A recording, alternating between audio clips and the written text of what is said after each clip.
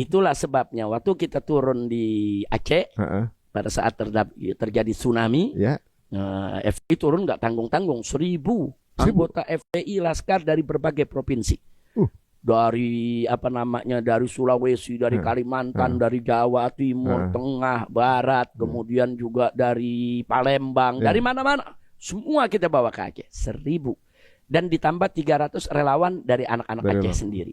Itu berapa evakuasi berapa mayat yang menjadi? Evakuasi mayat ketika itu ada hampir total mayat itu kurang lebih berdasarkan laporan-laporan resmi dari pemerintah lebih dari 130.000 mayat. Tapi yang diurus oleh FPI itu kurang lebih 100.000 mayat. Karena saat itu kelompok-kelompok kemanusiaan jarang mau ikut evakuasi. Mereka membantu, mereka bikin dapur umum, mereka bikin tempat berobat gratis, mereka bikin tenda ini itu. Tapi untuk menyentuh mayat ini nggak semua mau melakukan. Minggu pertama hampir semua ikut mengevakuasi mayat karena mayat kan masih utuh. Tapi begitu masuk 2 minggu, mulai busuk, udah mulai busuk, udah mulai bau, apalagi udah mulai sebulan, apalagi 2 bulan. Kadang-kadang kita pegang tangannya putus, lepas. Nah, di saat-saat itu mulai mundur itu organisasi-organisasi komunitas yang evakuasi mayat banyak yang mundur. Nah, paling-paling yang nggak mundur ya FPI. Kemudian tentara dari Angkatan Laut maupun Angkatan Darat itu juga ada melakukan evakuasi. Kalau yang lain-lain kebanyakan mereka mundur. Apalagi yang dari luar negeri, dari hari kedua ketiga udah mundur. Lihat pemandangan ribuan mayat kiamat gitu ya. Bertumpuk di situ, udah mundur. Apalagi setelah 1 minggu tsunami itu beredar isu, awas jangan sentuh mayat. Mayat ini ada virusnya. Disebarluaskan itu. Nah, lebih banyak lagi yang mundur.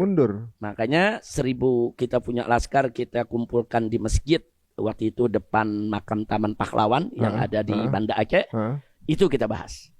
Nah, karena ini kan goyang juga kalau dibilang virus. Goyang kalau dibilang virus. Nah, kalau laskar kita goyang semua, habis sholat subuh kita berikan support. Jadi kita katakan ingat ya bahwa virus itu makhluk Allah. Yang mengatur virus itu nyebar atau tidak nyebar itu Allah. Yang menentukan virus itu kena sama kita atau tidak itu juga Allah. Jangan terpengaruh dengan isu ini. Isu ini belum ada pembuktiannya. Satu. Kedua, yang penting kalian pada saat evakuasi mayat ikuti prosedur. Pakai sarung tangan, ya kan, pakai masker, kan kita ada prosedurnya. Ada sepatu yang kita pakai, bagaimana cara ngambilnya, masukin ke kantong mayatnya, kemudian pulang dari sana kita udah sediakan tempat untuk mandi, mandi untuk membersihkan diri dari kuman dan lain sebagainya. Ikuti aja prosedur. Nah, dengan kita berikan begitu, anak-anak kita nggak ada yang mundur satupun juga. Itu pada di momen itu kalau nggak salah konflik di Aceh masih ya? Masih.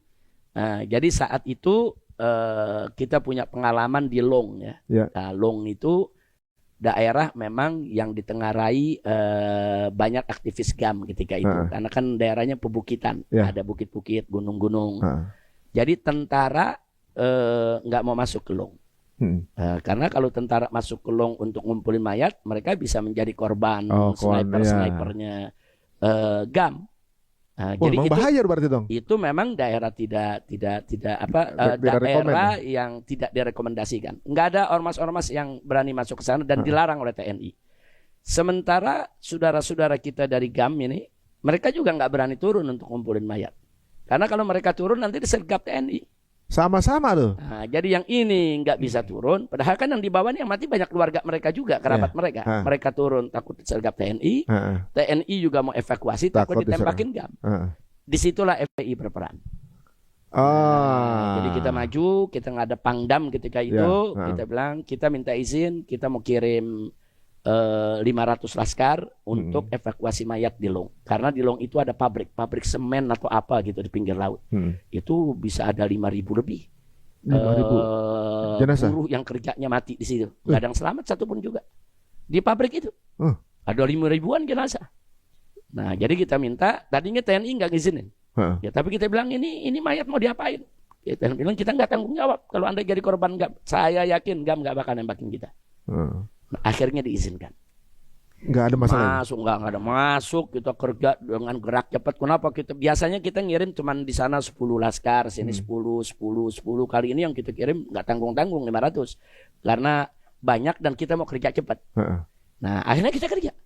Kita kerjakan itu semua. Cuman yang di situ banyak mayat yang kita nggak bawa ke pemakaman massal. Kenapa itu? Jadi kita makamkan Langsung di situ. di situ. Di selain pemakaman massal, di Lung itu ada pemakaman juga. Langsung dimakamkan di situ. Jadi Untuk dimakamkan secara menyikat hormat waktu. ya. Singkat cerita, setelah selesai semua mayat udah rapi kerja, GAM turun perwakilannya. Salaman, ngucapin terima kasih. No problem, mereka enggak nembakin kita. Kemudian mereka naik lagi, masuk. Nah, begitu kita keluar pun juga disambut oleh tentara TNI. Nah, dari situlah akhirnya Ana mengambil inisiatif ceramah di Masjid Raya Baitur Rahman. Nah, kita ceramah, semua komponen hadir. Di situ kita minta supaya stop konflik senjata. Pada saat itu masih ada Paramizar yang jadi komandannya. Ya. Paramizar jadi komandan dan beliau juga bawa pasukan. Sempat terjadi kontak senjata dengan GAM. Akhirnya kita minta tolong TNI jangan lagi melakukan operasi militer. Dan kita minta juga GAM jangan lagi bawa senjata. Ini kita di sini ingin evakuasi mayat, kerja kemanusiaan. Kita merasa tidak aman dan tidak nyaman kalau ada konflik senjata. Itu kita sampaikan. Kita sampaikan dengan tegas. Kita minta tolong stop itu yang namanya kontak senjata. Nah, setelah itu ada pembicaraan entah bagaimana. Saat itu juga kan masih ada perundingan Helsinki kan masih berjalan. Nah, akhirnya alhamdulillah kontak senjata di stop. GAM tidak ada yang melakukan kontak senjata, dari TNI juga stop. Bahkan ada beberapa pemuda GAM datang ke tenda kita melamar diri untuk jadi relawan. Masya Allah. Ya, kita terima. Kita buat tenda sendiri. Nah, mereka ikut ngebantu untuk evakuasi. Nah, jadi kemanusiaan itu indah. Masya Allah. Iya, jadi bisa menyatukan semua, bisa menyetop kontak senjata yang ada. Nah, itu waktu di akhir. Yang begini nggak masuk TV, nggak masuk media. Makanya. Saya dapat infonya doang, tapi saya nggak terpapar, nggak semua orang bisa terpapar hal ini gitu ya. Masya Allah wa tabarakallah ya, ternyata Habib Rizik punya andil besar saat tsunami Aceh dan juga konflik antara GAM dan TNI. Beliau menurunkan katanya 1.000 lebih anggota laskar dari berbagai provinsi untuk membantu evakuasi tersebut. Bahkan laskar tersebut itu katanya mengevakuasi mayat-mayat yang berserakan. Ya, kita lihat kan, Masya Allah, kita lihat di video, tsunami Aceh itu maha dahsyat sekali. Sangat-sangat dahsyat teman-teman ya. Bahkan mayat-mayat pun sudah pada lembek gitu katanya. Jadi jelas ya teman-teman, perjuangan Habib Rizik ini sangat besar terhadap perdamaian ini. Perdamaian GAM dan TNI. Jadi semoga video ini akan selalu dikenang sampai kapanpun. Karena ini merupakan sejarah yang luar biasa teman-teman. Ya, jadi jelas bahwa perjuangan Habib Rizik ini untuk bangsa dan negara. Silahkan untuk kalian semua share video ini agar lebih banyak orang yang tahu tentang perjuangan Habib Rizik. Yang ketika ceramahnya dianggap kontroversi, dianggap keras. Ya, begitu. Dan banyak lagi tuduhan-tuduhan kepada beliau. Tapi kita melihat lagi ternyata perjuangan Habib Rizik ini untuk rakyat Indonesia dan bangsa Indonesia itu sendiri. Begitu. Silahkan share sebanyak-banyaknya. Ya, teman-teman, semoga video ini bermanfaat dan mengenang ketika ada tsunami Aceh yang dahsyat sekali, yang turun diantaranya ada dari laskar Habib Rizik Syihab itu sendiri. Dan mereka membantu mengevakuasi mayat-mayat bahkan yang sudah bau, yang sudah mohon maaf, yang sudah busuk, yang sudah lembek-lembek kulitnya, kayak begitu.